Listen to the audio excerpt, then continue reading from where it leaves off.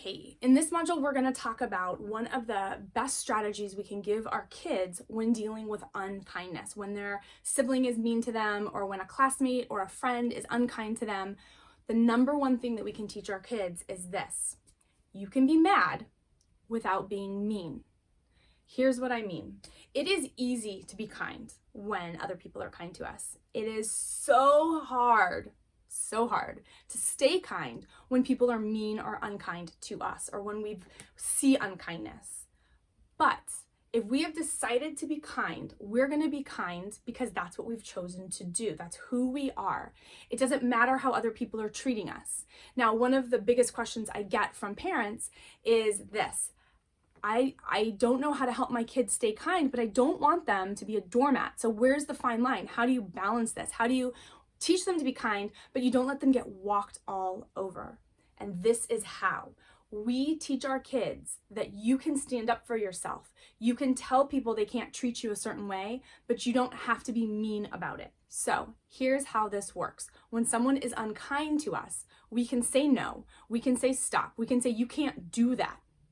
But we don't have to tease or taunt or name call or use physical aggression in any way. We don't have to retaliate. We don't have to escalate the situation. We can use a whole slew of strategies, and I'm going to share those with you in the next module, but we don't have to be mean back. And so to help our kids with this, we can say if we see this unkindness, especially between siblings, we can say, you're mad, and you can be mad. You have every right to be mad. That's a big emotion. You get to be mad. But we're not going to be mean back. We can say, you don't get to talk to me this way. You can't treat me this way. You need to stop it. Case in point for an older student. So I had a parent reach out to me. Her son sadly had lost his dad. He had passed away. And another student had the most distasteful comment.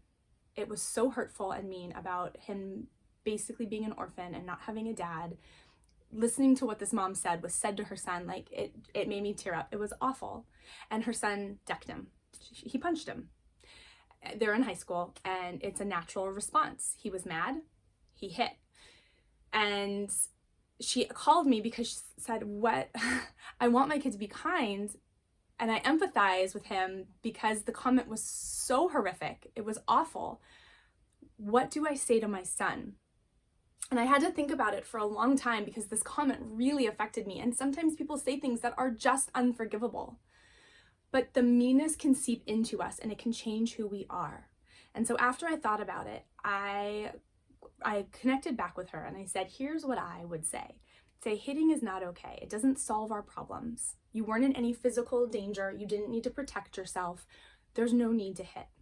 But we can come up with something to say back to this kid to kind of shut him down. We don't need to be mean or nasty, but we can shut it down. And so we came up with, my dad taught me how to be a man that doesn't need to put other people down to feel good about myself. So it gives him a little bit of an empowerment to kind of shut this kid down, and so that he doesn't keep coming at him, but we don't need to hit. It's an invitation, a one-way ticket to the principal's office, to being eventually, when they're older, one-way tickets into being arrested. So we can solve problems and stand up for ourselves without being a doormat. We don't need to take it. We don't need to hear people's meanness and take it. We can stand up for ourselves, but we don't need to do it in mean ways. So for our younger kids, if our kids are fighting and they're being mean and nasty, we can say, you can be mad that he said that to you.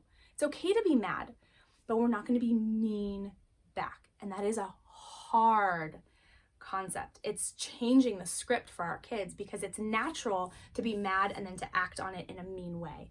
We're changing that. And so this takes time. It takes a lot of repetition. You can be mad without being mean. It's okay to be mad. You deserve to be mad. I would be mad. I'm mad for you, but you don't get to be mean about it. So that's one of the massive foundations on how to teach our kids how to deal with unkindness.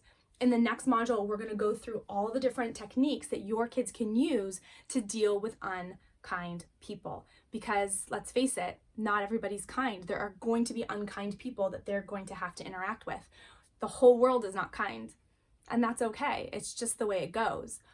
To keep our kids kind and to protect them at the same time, you're going to need these strategies.